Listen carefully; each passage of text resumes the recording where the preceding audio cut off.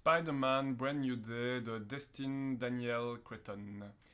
Alors, autant dire que les films Marvel ne sont pas vraiment ma came, et donc ce petit avis ne sera, à mon avis, pas valable pour la plupart des gens qui aiment ce genre de film. Prenez-le avec des pincettes. Le film est très très long, je pense qu'on n'est pas loin de 2h30, et à mon avis, pas très passionnant, vu que je me suis endormi, tout simplement. Je saurais pas dire à quel moment du film je me suis endormi, mais probablement aux deux tiers. Ce qui est déjà pas mal, hein, parce que d'habitude, pour un Marvel, j'aurais pu m'endormir bien plus tôt. Le film est donc assez ennuyant de mon point de vue. Il n'arrive pas vraiment à être passionnant.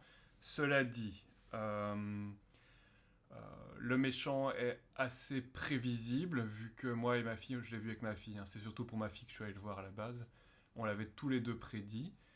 Euh, il y a, comment dire, parfois des trucs qui me paraissent un peu bizarres, mais je suis pas familier de Spider-Man. Par exemple, il monte au-dessus genre des plus hauts gratte-ciel de la ville. J'ai l'impression qu'on est à New York. Oui, on est à New York.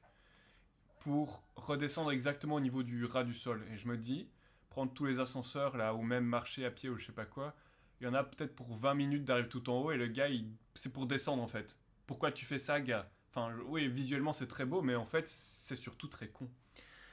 L'idée des hormones est assez intéressante, donc l'adolescence, le rite de passage, etc. Tout ça, c'est peut-être même assez original pour un Spider-Man, donc ça, c'est peut-être un aspect assez positif du film, assez intéressant.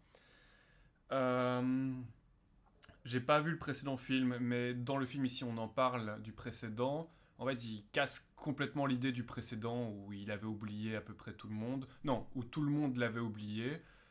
Ce film-ci nous montre à quel point c'était con, et donc bah, ils reviennent en arrière là-dessus. Ouais, voilà. Donc c'est juste le film casse le précédent, quoi, là-dessus.